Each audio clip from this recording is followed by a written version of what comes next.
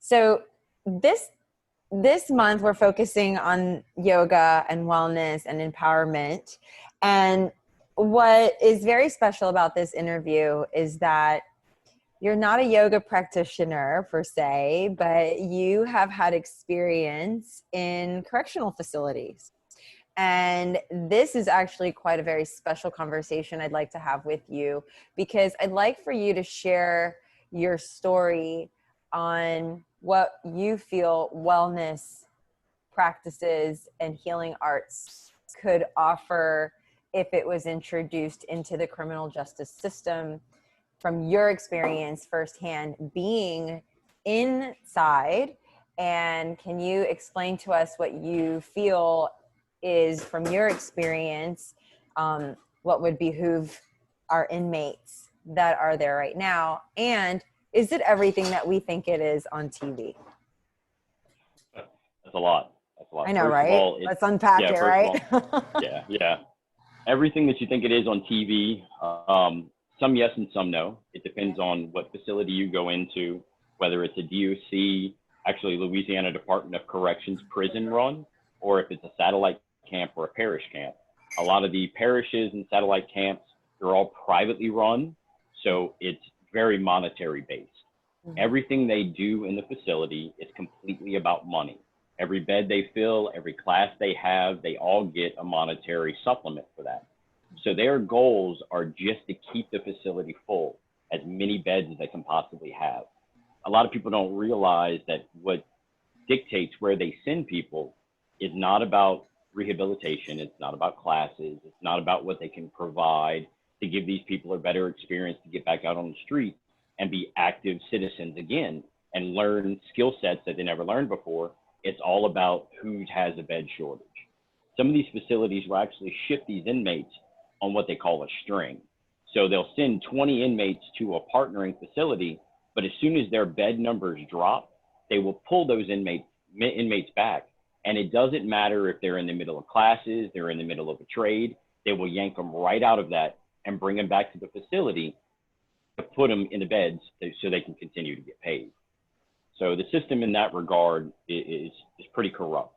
Now, as far as programs, you have so many people coming into these institutions that come from bad backgrounds, come from poor upbringings, bad areas, bad influence.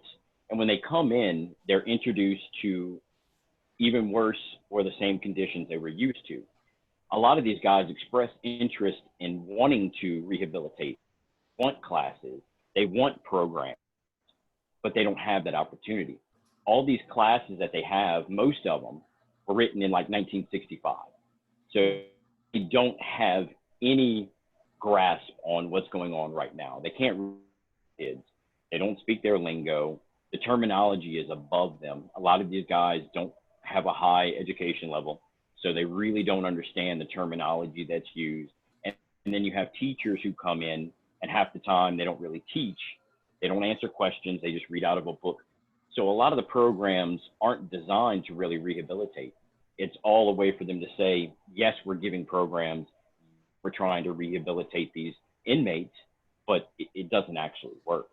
And when you bring what are up some of the other programs things, that are they trying to bring into the system? as of right now, the only programs they have that I'm aware of in parish or in satellite camps, DOC facilities have a lot more. They have trades and they have college courses and they have all of that because they follow state guidelines. Now, in your parishes and satellite camps, they do a program they have a parenting program, which does not explore enough. You don't have good enough counselors to really make an impact because these guys are starting from ground zero. They don't have any parenting skills. They don't understand the complexities of a family to begin with because they've never had one, most of them. Not speaking for all of them, but most of them. So the program isn't really designed to make a change. They have another program that's semi-okay if it was taught better. It's called Thinking for a Change. And that's really trying to change the way they process, but the program's too short. There's not enough time with the inmates. They get maybe an hour a week with these programs. Now, a lot of these programs are designed for 12 weeks, 13 weeks. They'll skip 4 or 5 weeks and just write them down, sign them off, and pass them through. It's not about the completion process. They have another program that's supposed to be for anger management. But again, that program was written so long ago. You don't have true social workers or psychiatrists or psychologists teaching these things. And the ones that do come in have no connection with the people they're teaching it to. So they can't reach them. And then they don't know how to accept questions. They have one that every inmate is supposed to get, and it's supposed to be a reentry program. And this is supposed to walk you through every step that you could possibly take to get back out into society. It could be from running a checkbook to getting a job to filling out a resume. But when you go into that, you can't teach it in 6 weeks, an hour a week. These guys are really starting from zero. We still have a lot of people in the prison system that are even young and still illiterate. They only complete a 3rd grade level. Wow. And they don't really, And these are kids 19, 20 years old, and they didn't pass 3rd or 4th grade. And that's okay with them, but they still want that information. And there's a whole big side on the physical side of it. These guys want programs to get their bodies healthy, to get their mind healthy. They're yearning for a spirituality that they don't even realize they want until somebody brings it up and talks about it in a way. A big problem in these facilities is they put these guys that may have committed small crimes or maybe first-time offenders, and they put them around hardened criminals. They might be doing 20 years. They don't care about going anywhere. They don't care about rehabilitation. But these are the ones that have been there that long, so they look up to them. And they think, okay, well, this is how I'm supposed to be a man. So they have these pre-described notions of what it is to be a man. And that needs to be a program that they put in these facilities and break it down to the base level, because that's where they have to start from. All these rules that they have made up in the system are just passed down from one prisoner to another, because a lot of these guys don't have father figures. So it's hard to break that. But if you introduce a program where they don't feel like they're in school, maybe it's touching their spirituality or giving them new insights. While I was in and I tried to sit down and talk with some of these guys, I found out that a lot of the ones that acted hard or were acting out all the time, yearning for it, those are the ones that most needed something. And when you actually stopped them and talked to them, they were yearning for that. There's a willingness to change. Institutions have to put these programs up and have to train their deputies to be able to allow it. And that's a huge problem in the facilities of the corrections office. So I want to ask you, because you brought up a pretty good point here. So a lot of what we're working with in the community right now is with our male identified community identifying with these structures or individuals that would, in their eyes, represent what a male should be like. And based on what you're saying to me, and these younger people going into the prison systems are looking up to these older inmates, and they're noticing, because of these lack of programming, that there is a lack of touch with that vulnerability and with that being able to kind of just let go and let loose because of that showing signs of weakness. Can you explain what that looks like in the system there by showing signs of weakness? Is there a camaraderie system there? Are you like a bitch? Are you a sissy if you start to cry, or if you show any type of emotion? What does that look like? Absolutely. And what did you experience when you went through that? Because I know you can be a pretty emotional male figure because of being in the arts world, which we'll get to in just a little bit. So can you please explain? Yeah, absolutely. It borders some lines. Some things have changed, but most of the time in these facilities, they go back to an old rule, and that is obviously don't cry. You don't let anybody talk down to you. You don't let anybody call you any kind of names. If you let somebody call you a name, they say, oh, well, now you have to fight them. They have no idea how to use their words. They think the things in that environment matters outside of that environment, and it doesn't. But that's the only thing they know is on the street. The only way they know to get respect is by physical violence. Or they'll have guys who come in and they don't have any power on the street. And then they come in and these guys show them a way to go after the weak or the younger ones and try to have a power in there. It goes down to the simplest thing is having a remote for the TV. You'll have people who will grab the remote for the TV and will trade it off between 3 or 4 people, and they were the only ones who could change the TV. And if not, they would fight over it. So they're grasping for some kind of power. And that power is only tangible to them in the physical realm. They don't know how to express any kind of other power to know that a man has power in his actions, whether he instigates, mediates, or backs down from a situation. It's all a form of power, and it matters what happens after that. So they think they get stripes over doing certain things. When I say stripes, you know, they get praise or camaraderie from the guys that they're around. Mm-hmm. But is the that ones like that a are lingo? yeah, Okay. the ones that they're doing this to, when you break them down, you start talking to them, they'll step back once or twice. And people would ask me, well, why are you even trying with this guy? You know, he's the big bully of the dorm. Well, he just doesn't know any other way. Mm-hmm. And if I try and we plant those little seeds, if it even makes him a pause, he's going to make a mistake. He's still going to get in a fight. But maybe when he moves to a different facility and none of the stuff that happened in the facility we're in follows him there, he'll start realizing that that doesn't earn you respect, doesn't earn you a name. All it does is create bad stuff, mm-hmm. bad energy, bad things to happen.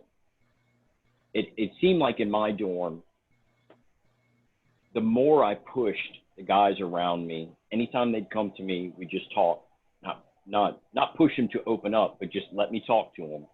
It seemed like they kept coming back for more, back for more, and back for more. Even the ones who were in that realm of, I've got to be big, bad, and tough all the time. I find they'd come and sit down and discuss things that they wouldn't discuss with anybody else. So to me, it shows that no matter what the facility looks like, if you can get past that point, mm-hmm. then there's a yearning for it. Mm-hmm. So kind of like they're just like seeking something. So I want to ask, what was your initial reaction and your initial emotional connection to this response when you were taken into prison? In the initial time I was taken into prison, it was rough because, you know, you don't know how to act, you don't know how to behave, you don't know who you're around, you got to feel out your environment. And in the beginning, you know, I just stayed to myself. I kind of followed what everybody said, stayed out of everybody's way, tried not to make waves, you know, just stay to the background until you figure things out. Mm-hmm. Later on, I learned that it was more of a benefit to speak up, but not get in anybody's way. Mm-hmm. And pushing that better energy out seemed to help the entire and calm people down. And it started bringing people together. More people came to prayer call. More people would sit down and talk about other emotional things that they weren't used to talking about. But what about you? About me, absolutely. Yeah. It helped me to help others. Mm-hmm. So it gave me some reflection time. Mm-hmm. It gave me some insights. In the beginning, I was shut down because that's all you know how to do. You right. don't know how to open up. You don't have anything else, because in these facilities, especially in the parish and satellites, you don't go outside. You don't have physical activity. So you're in a dorm with 50 to 100 guys, 24 hours a day, 7 days a week. Especially in the parish facilities, you don't even leave the dorm at all. A satellite facility, sometimes you'll walk to a cafeteria, you'll walk to a classroom, but at a parish facility, you don't see the outside very. So, and what does that feel like to you to not have that experience of being now connected to nature, which I feel when I look at the general population, people love having the connection to earth at some point. So what does that feel like to not have that around you when you're in that kind of environment for so long? You shut down. Nothing else seems to matter at that point. You shut down, you get into a small routine, but there's nothing to look forward to. It really robs you of hope, because you don't even have small things to look forward to. It's the same every day. You're around the same people every day, the same animosities, the same problems that just get exacerbated by that tight facility. Mm-hmm. To where things that they do, it's such a punishment and a mental strain And they don't even know why they do it. Like in St. Tammany Parish, in the way the dorm is set up, they have a day room area and then they have a bed area. They actually have bars that lock you from the day room area to the bed area. So you get locked down twice. So you're in a room where you can't go anywhere, but yet they put you back again and you're locked down again. So it's a constant feeling of in a cage, of unnecessary treatment that just robs you of everything. And anytime How did you find that light to be a light for others? Like, when did that come to you? Now, for those that don't know you, you have some pastoral background, you have faith background, you have healing arts background from dancing. And so when all of this happened and you found yourself in prison and you went through these emotions of this dark shadow, this darkness for a time, when did you find that moment where the light came through? When was that moment where you're like, fuck this, I got this? Faith was always hard for me for a long time. For a long time, I was extremely science-based. I didn't have a lot of faith, even though I practiced in my own way. My family ran a camp for kids with disabilities. My brother was disabled and in a wheelchair. So I saw a lot of spiritual action taking place, but I didn't see them. You know, I was there, but I wasn't present in the moment and realizing what was happening around me, even though I was a part of the acts for years. And always throughout my life, I've always been a support for a lot of people. I would always sit on the phone with people if they needed, even in middle school and high school, I had a lot of friends that would call me for support. And I never realized how much that played a part in my life. Mm-hmm. After a certain point, it's like faith just hit me like a bus. I call it my come to Jesus moment. Mm-hmm. And once it clicked, everything fell into place. All the answers I had trouble answering. And now this is not to say that I don't still have problems and struggle with faith and second guess. We all will. It's our own path that we have to follow. We all have our own beliefs in spirituality. But when it hit me, it hit me. And from that point, and for the ones who don't know, I was released and I did have to go back for a time. And that's where everything changed. Because the first time I was in, there was no spirituality or faith for me. But when I was released and went back in, I approached it from that spirituality and I used that to guide me. I said, I'm not going to take this negative. I'm going to turn it into a positive. So all I did the entire time, from the time that I was in the holding tank, is just try to help where I could, push the positivity, push the spirituality, grow myself and grow the people around me. And it changed everything. So that's the moment I was like, okay, let me start paying attention to what's around me. Because it's a big social experiment is really what it is. But pay attention to the people around me and see if I can do some change. And you did. You implemented a program in the prison system there. Can you speak to that? Which program? Which one are you talking about? Your prayer group that you started. Oh, okay. Yeah, absolutely. Well, a lot of the prayer groups. Well, every dorm normally has one or two people that'll do a prayer call. Mm-hmm. But their prayer calls are guys who didn't have faith or spirituality. They're very undereducated, and that's not to say anything negative about them, but it sometimes can be a hindrance. Mm-hmm. So they're only doing what they've been taught in the prison institution. A lot of these guys don't go to church, they don't study, they don't have any of that. So they don't really have a way to explain anything other than what they've learned. So they would get in a group and they would say the same thing every night. There's no expression of anything. Mm-hmm. So I took a prayer group in the dorm that I was in, and we started doing, every time we get in a circle, the first thing we do is go around the entire circle and say what we're thankful for. Mm-hmm. So it gives every single one of them a pause. They have a turn to speak, mm-hmm. and they're not focusing on the negative. Let's focus on a positive. What things are we thankful for? And it could be as small as anything. And if the guys were nervous about it, look, you're thankful you woke up. Mm-hmm. You're thankful you got to talk to your family. The food was hot today, because that's another problem. There's all kinds of problems in the institutional facilities. I could go on for hours on that, or where they're breaking the laws, but there would be small things that would be blessings. And it would seem like the circle would grow and grow because I didn't focus on one side of spirituality. I didn't just say it's Christianity. I just didn't say it's Islam or any of those. We just brought everybody together and we prayed how we wanted to pray and talked how we wanted to talk. So we're trying to bring all the faiths into it in a communal sense, because we're all going for the same thing. We don't have to be divided by all the lines of the different faiths. They're all going towards the same goal. So by the end of it, I mean, we were in a dorm of 50, we were 30 strong. Wow, that's amazing. That's amazing. Wow, that's They weren't there every night. It's a constant thing, but whenever they felt like they wanted to come, it was open and they felt comfortable doing it. So that's fantastic. Did this help with the mental strain that you brought up a little bit ago with that circle, that mental strain that you go through? Was that this like an area where they felt kind of like a support system? Absolutely. And it seemed like it became a bridge, because you always have cliques, just like you would in a high school or middle school. Coming to the prayer circle, it gives them a chance to see other people and talk to other people that they normally would not.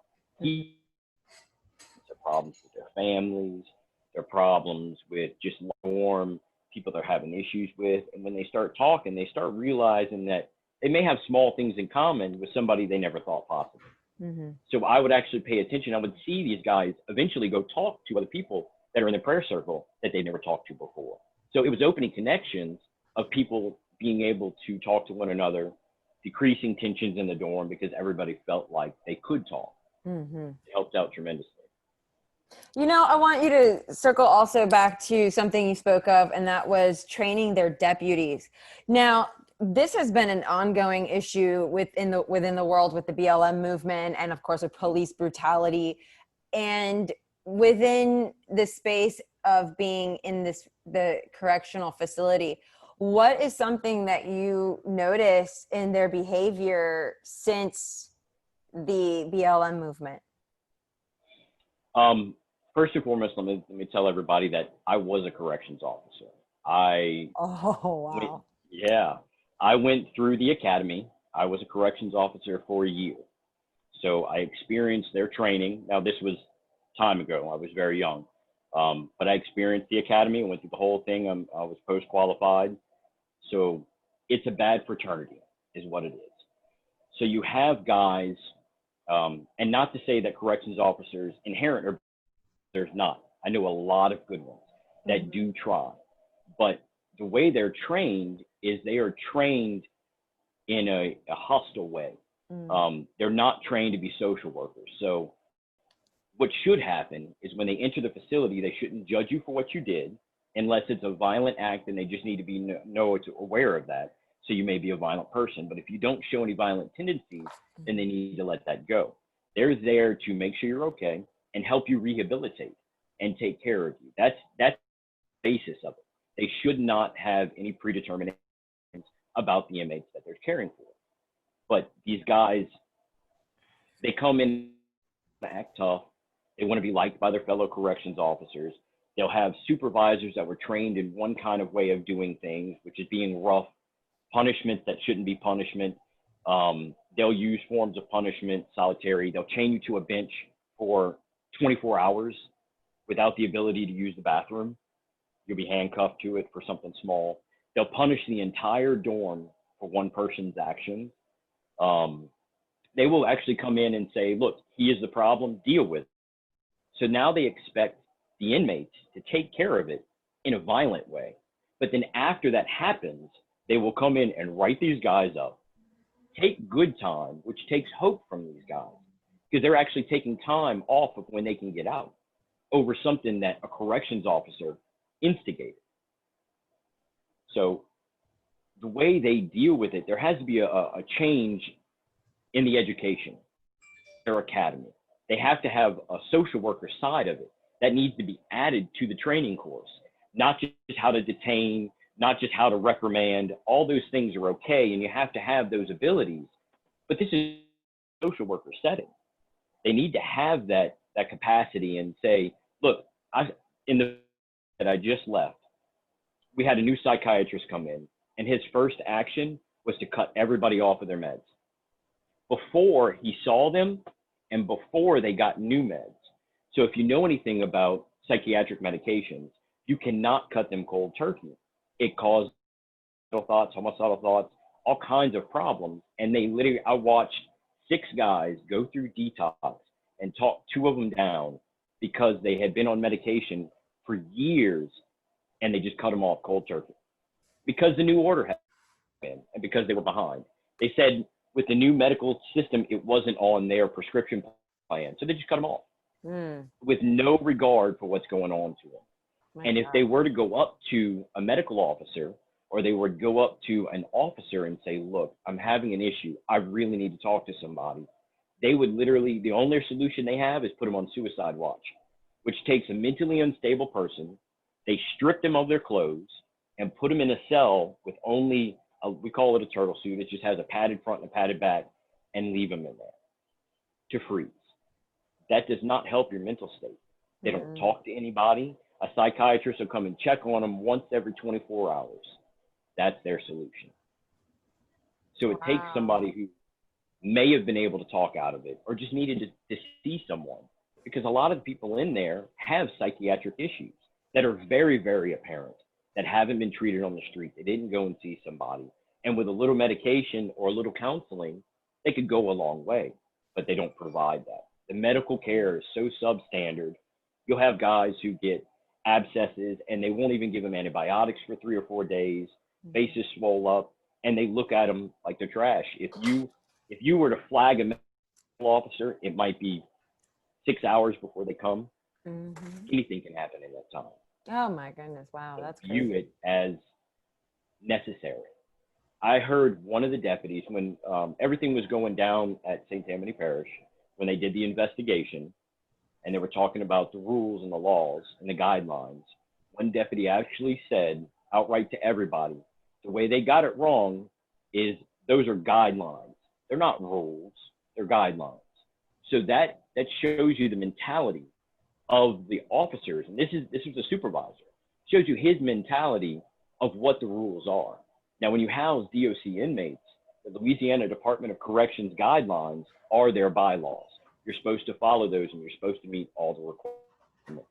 I worked as a DOC clerk at the facility I was at. So with somebody from DOC that wasn't part of the satellite camp or a parish facility. So I got to see all the rules that these people are breaking. And it's amazing. So what is something that you feel would benefit the deputies if there were programs that were instilled so that they can be a little bit more compassionate or be a little bit more understanding? Because a lot of them are not trained to be social workers. A lot of them are mostly police officers that are trained to do what police officers do. So they don't have any special training to be a social worker. So what would you consider as outlets that would be beneficial for them? For one, they have to add, for one, I don't blame a lot of the corrections officers because that's the way they were trained. And they're following their training. And after you've been trained so much, it becomes instinct at that point. You don't really think about it. That's just what you do. So you have to get supervisors in there that are trained differently and train some of the academy training. You need to have a social worker or a psychologist do a whole segment on what it means to reform a prisoner, what they can do to facilitate that change, and then make that an integral part of what they do in their job. They have to know that their job is not just to take care, but to help reform. And that means setting good examples. That means by being compassionate, it means being a human being and not just looking at people behind cages. So if they get that training and that drilled to them, the same way they get defense drilled into them, the same way they learn how to shoot a gun, all of that, if it's drilled into them and it becomes instinct to where they become compassionate, it's going to change a lot of things. But you have to have a change in their culture. So that has to come from the top down, because you'll have under guys that are just corrections officers. They're not lieutenants or sergeants, and they try to do those things, but then they get looked down upon because they feel like, oh, you're being too soft on them. Oh, that's not the way we do things. So that part of it has to change. And that all comes with education. And the integral part of it has got to be the supervisors, the lieutenants, the wardens. they have to change it and do positive reinforcement. You won't have nowhere near the problems they have that they face if you start from that level. Mm-hmm. I see a lot of guys that they'll get mad at the corrections officers and start stuff with the corrections officers, but only with the ones that are not respecting everybody else. Mm-hmm. And they think it's just inmates coming at them. But when you have the ones who have a heart and have compassion and try, they leave them alone, mm-hmm. because respect gets respect. Exactly. And that's a big thing in prison. Mm-hmm. So, but they don't follow those guys. They feel those guys are weak, and that's not part of what they do, but the training has to change. Right. And, you spoke about a softer side. You have a softer side. So let's talk about Mark's softer side. What has Mark done in his life that makes Mark who Mark is? Because Mark loves to help so many people. We actually didn't have an interview because you were helping some people get ready for a hurricane. So let's go ahead and talk about the softer side of Mark, from your theater work that you do and all of the activities that go along with your artistic expression. So let's bring that into this puzzle. All right. Well, I started dance when I was 4 years old. I was a professional dancer by 8 years old and traveled with a company. I've danced everywhere from New York to Disney to Los Angeles. I started theater at 12 years old. And then I moved to LA at 16, and I started doing some movies and commercials out there. Did some here in LA. And in Louisiana. I've helped with tons of nonprofits.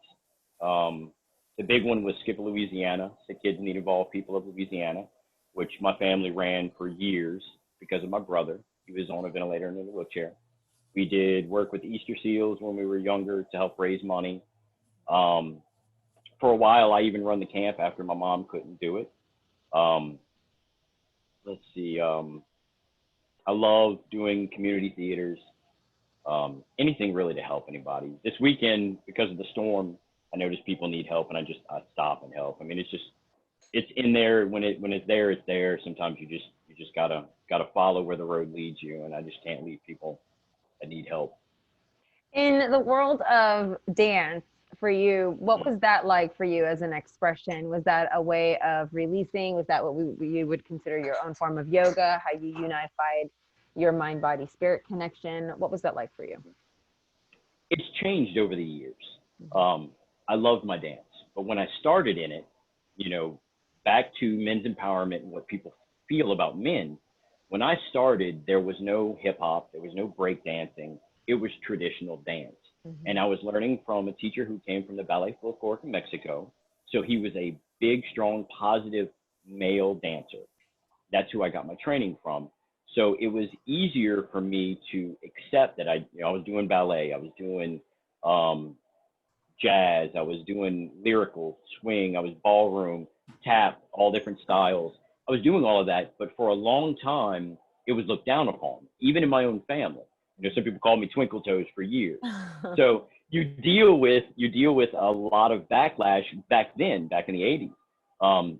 And then it started to change, and it started to change my personality. I stopped really caring about what people think and just going with what I felt. And it was very cathartic. I love doing it. I used to dance 6 days a week and travel with it. So it is a part of me. It changed a lot in me. It made me follow what I love instead of worrying about what other people say. Now, I've gone back and forth in that in my life. As you go through life and you change and things change, sometimes it's hard, but as you get older, you start realizing where the passion lies and where you have to go back to. For a time in my life, I had really stopped a lot of art because of situations going on. And I realized that without the expression of your soul in whatever form, whether it's theater, whether it's writing, whether it's poetry, whether it's dance, painting, whatever it may be, yoga, if you don't have that expression, you feel so stifled. You stop. And there is a lot of that in males in this identified society, because when they start showing a softer side, or they start showing compassion, or they start really releasing their soul, people are like, wait, where'd that come from? Mm-hmm. Yeah. It's changing though. I do see it changing. It's just got to come a little bit faster. Now, when you were in the correctional facility, were you able to connect with anybody and see any of their hidden talents or hidden gifts? Did anyone express as being a rap artist or being Oh a yeah. spoken word or dancer or any of these other outlets that they also shared that nobody knows about because of this stoic representation that they had, this blockade they have to put up? Did you ever come across any of these hidden talents there? Absolutely. Well, you have a lot of guys that go in there and they, a lot of guys want to be a rap artist. So they come in and try to play. And other people will downplay him and tell him not to. And I would sit down with a couple of them, one guy in particular, who was very undereducated. And he was trying, though. I could see he was trying every day. He loved it. It was a passion. Everybody was telling him to shut up. I sat down with him and I said, look, if it's a passion, don't worry about what anybody else thinks. I said, it doesn't matter what you sound like. I said, let's try and expand on that. So I brought out a thesaurus and I showed him what a thesaurus is because he had no clue what it was. Brought out a dictionary with it. And I said, one thing that you really need to work on is vocabulary. Once we started getting him into the thesaurus and the dictionary, he started realizing that what he was writing could be so much grander than what he was just pulling out of his mind. Because he was following what these youngsters follow, and it's violence, and it's, I have this and I have that, and you can't get this. But that wasn't his soul, because when you sit down and talk to him, there was a lot more there. So why don't you start writing about real stuff? By the end of it, it was almost like poetry and not like rap. But he had never had anybody sit down and nourish an art form. A lot of these guys haven't. We have artists in there that draw. We have guys who do poetry. We have guys who are trying to do rap. One guy was trying to write country songs. And a lot of people just look at them like they're crazy. But sometimes when you start nourishing it, you see that flourish come about. If they had art programs in prison, if they had these things that these guys could go and do, they would stop doing what they're doing because they don't want to miss out on that. If they had like hatha yoga and people could go to that every day, they wouldn't want to lose that privilege. And it would benefit the medical facilities. It would help with spiritual well-being. I think the impact of it would be grand. But in order for a program like that to take hold in these ones that are all monetary based, it would have to start, I believe, from a nonprofit side. And you would have to show the potential of it to where they know that if I invest money in this, I'm going to see a return. And if both sides come together and get something like that started, it would be amazing. Absolutely. And we do have a couple programs out already called the Prison Project, and they go into the prison systems and bring yoga there for both male and female prison system facilities. But we need more of it. Yeah. The only where I've seen it as, though, is actually in the Department of Corrections, in the big prisons. In the big ones. Because those are the ones that are federally funded. So they have a lot more dollars, a lot more corrections officers. They don't care about the beds and the money that they're getting in because they're federally funded. So a small parish or satellite camp, they get a DOC contract. That means they can house prisoners that have time other than just small misdemeanor parish time. That's where they make money. So they build bigger and bigger parish prisons and satellite camps to house these people.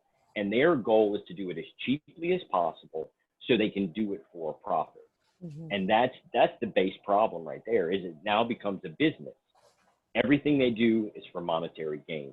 So getting other programs in, unless you can show those facilities, unless it's required by DOC to house that DOC contract, or you have to show them that, yes, you may have to do this, and it may take a couple officers, and it may take a retraining, and it may do this, but look at the time it's going to save you in fights, in medical bills, in issues with the prison.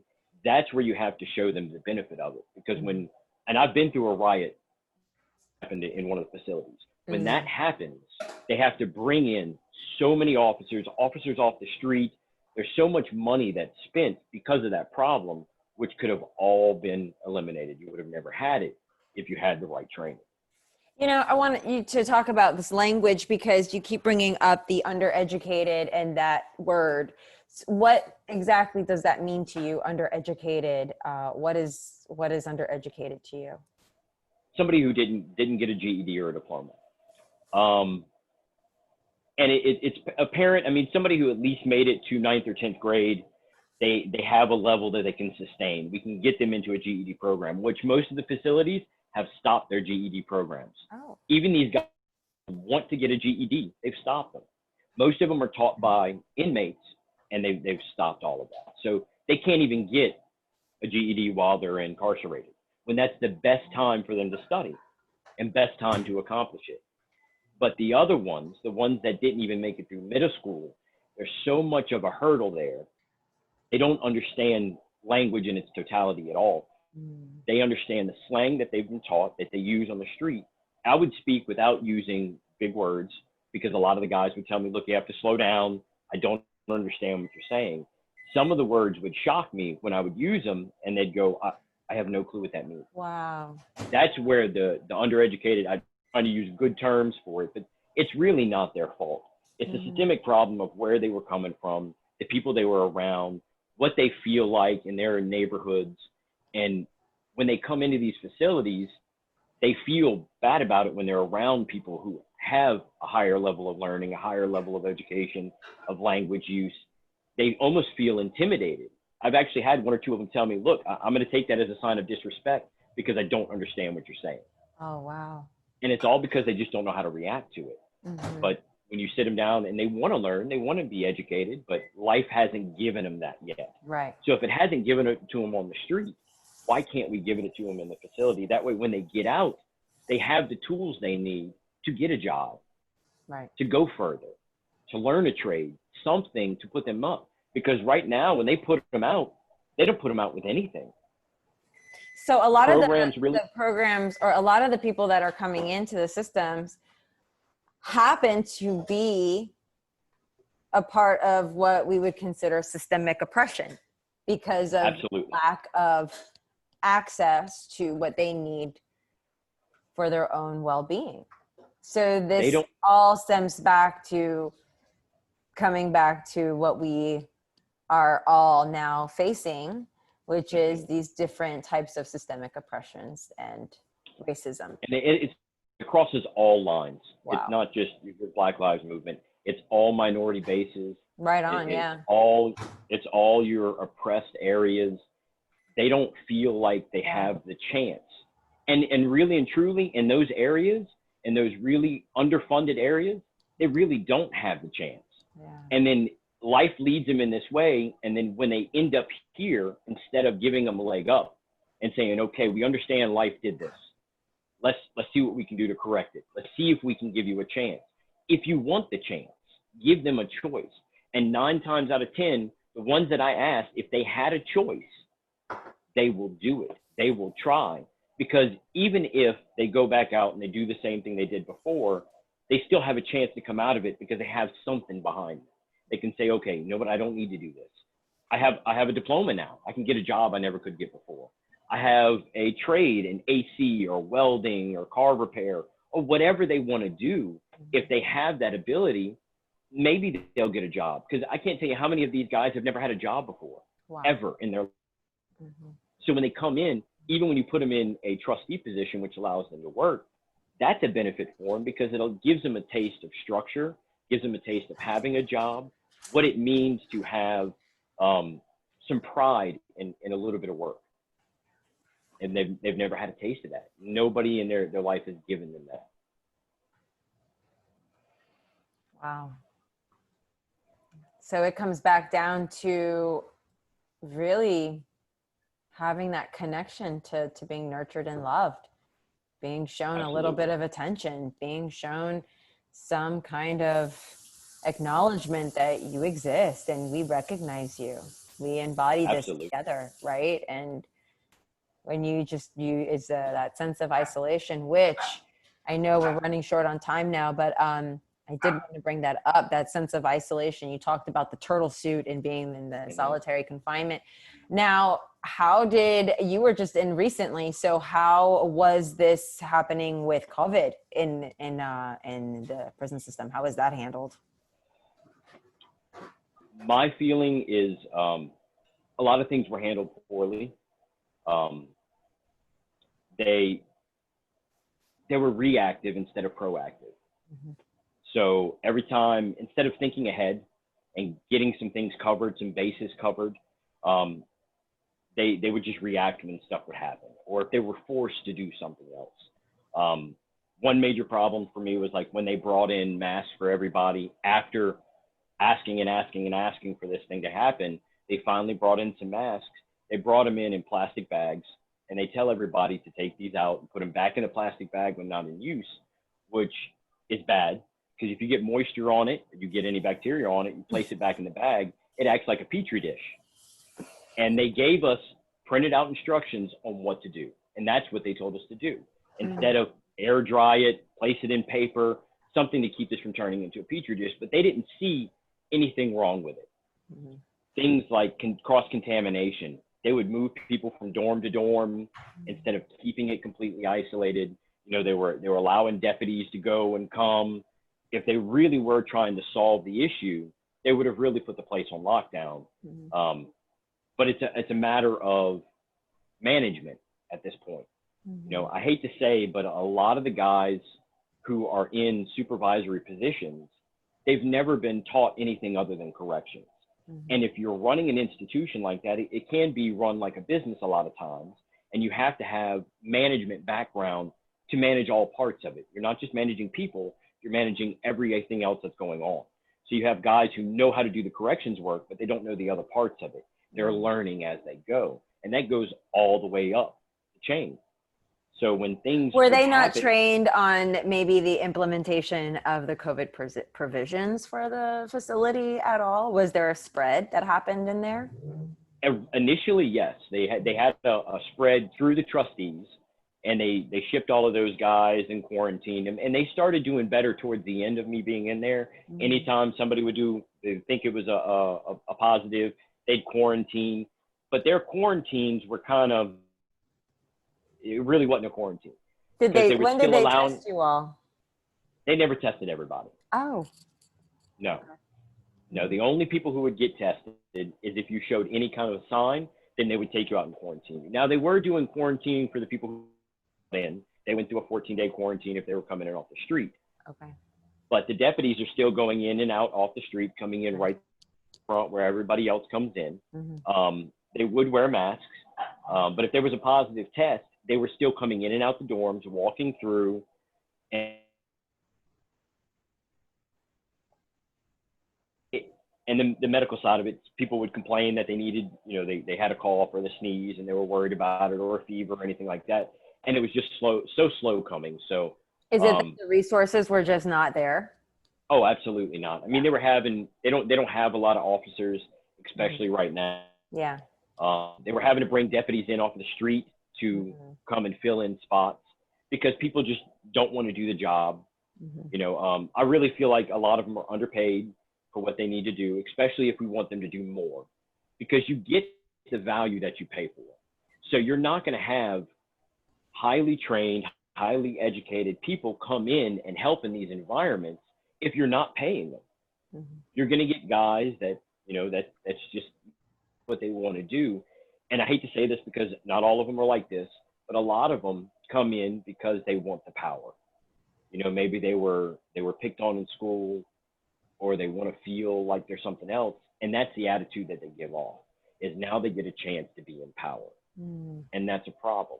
And that needs to be psychological screening before you become a corrections officer. They really need to see who these people are at a core.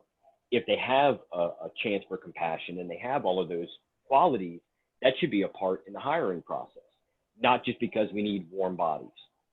Warm bodies won't make the situation any better, especially so young. What do you feel that if you personally were able to see the progression of the criminal justice system be a space where we could provide programming to all facilities, what would you like to see? And if it's just you personally, what would you like to see overall as a holistic way of introducing programming that would be beneficial to both officers and inmates? Those are two separate things. For one, the officers, just like I already said, they'd have to have somebody come in and do some education.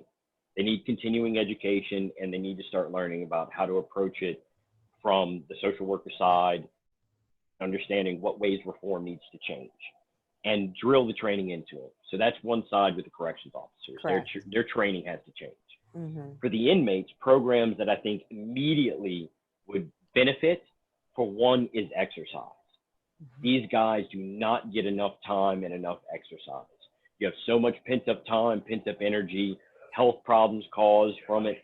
I mean, these guys, if they were able to go out every day, now at your bigger prisons, they can go on the yard every single day and lift weights or work out or exercise or whatever they want to do. But at these smaller institutions, they need more than 30 minutes once a week in a yard. That is not even a half court of a basketball. So if you're going to give them that little bit of space, then we need to have programs, even if they're following yoga on a DVD, that they can just roll a TV out and say, guys, if you want to participate, if we can't get a teacher in there to teach these people. But I really think that having a strong male figure that they see regularly in something that's beneficial to them, and have a time to talk. So do the physical exercise and then have a time to talk and just discuss things. If they want to participate, would give them somebody to look up to, somebody that's not judging them and is giving them attention that is not just corrections based. Something along those lines would be such a huge benefit for the ones that want to participate. And I think the more and more people that they get to participate, it's going to be hard at first because it's something new. But if we can do that, the benefits, I think, would be measured right away. I don't think it would be something that would take very long. And what is Mark going to do now that Mark's out and going to heal himself now with all of your self-care and healing arts practices that you do? What is your focus now for yourself? Getting back into art, absolutely. Starting dance again once my knee heals. Mm-hmm. Starting dance again. Theater when I can.